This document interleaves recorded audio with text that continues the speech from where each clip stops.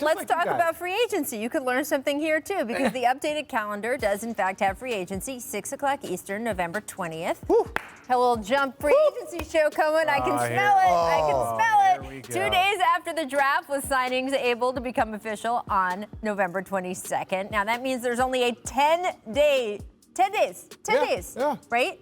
From the start of free agency until training camp's open on December 1st.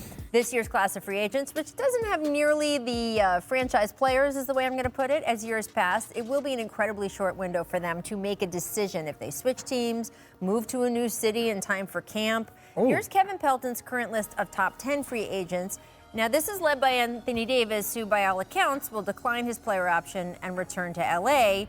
The only other 2020 All-Star to even enter free agency is Brandon Ingram. He is restricted, so the Pelicans are going to be able to match anything they come up with. That's a light list. Right. And look, last year...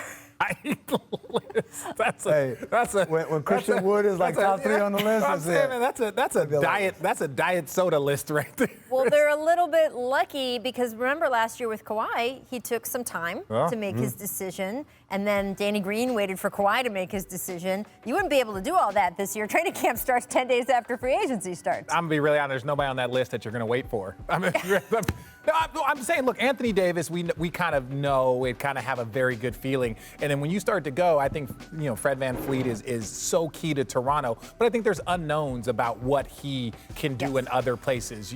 So you saw Malcolm Brogdon, who was key in Milwaukee, all of a sudden go to Indiana.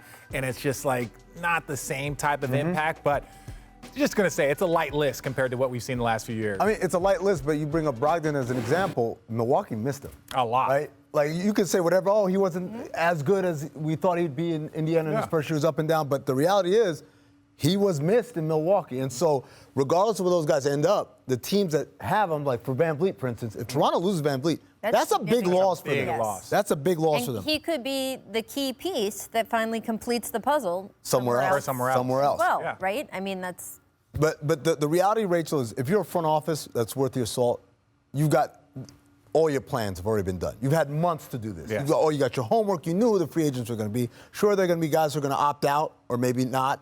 That might change that list a bit. But for the most part, we know who the free agents are. We know what our needs are. We know we've already budgeted out how much we want to have on the books for the next couple of years for us to do other type of domino things. So the question is, is this surprising? Oh, no, I wasn't ready. You guys just sprung it on me. That's not as big a deal. The bigger deal is once I get a guy signed, usually, Richard, you notice, we have a whole summer to send you the playbook. You don't read. You might stop by Summer League and say what's up to the young guys. It's more camaraderie building than actual, functional building. You show up to informals. There's a lot of kind of build-up before we get to camp. Go ahead. Now all that is immediately. But the other part about it is when I talk about that's a light list, there is not one player on there that's going to change your entire offense or your entire defense. When you're signing Klay Thompson, a James Harden, a Russell Westbrook, know that Kawhi Leonard, you need time. Yep. So you need a ton of time. Anthony Davis, we kind of have a feeling he doesn't count. But he doesn't count. But that's what I'm saying. There's not one person on that list. We don't expect him to change. There's not one person on that list that is going to shift your offense completely. So even in that moment, that to your point,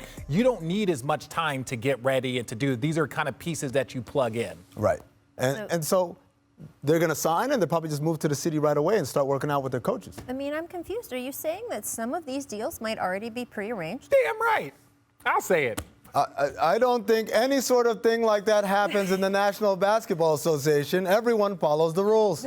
There's probably only 3 free agents still left on that list of 10 that we just saw. There's probably 3. There's 3. Look at the houses. They already have houses someplace else. I am someone who has long said that our tampering rules in this league need to account for reality and the way it functions now. And I think that this year, while certainly nothing official has been said and nothing official has been agreed to, I can't imagine we're going to have as much tampering policing this year. I think it's just get it done. Yeah. Get it done. 1201 deals aren't done in 60 seconds, ladies and gentlemen.